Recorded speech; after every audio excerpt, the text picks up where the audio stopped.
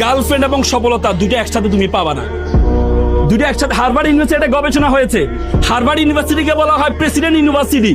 Harvard university গবেষণা করে, তারা গত 30 বছর তারা গবেষণা করেছে।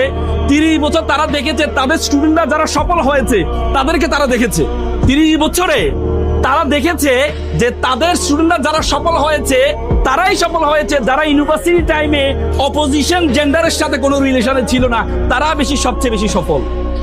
তো সুতরাং তুমি দেখো আমরা মদ খাইলে আমাদের ব্রেইনে ডোপামিনের পরিমাণ হয় 200।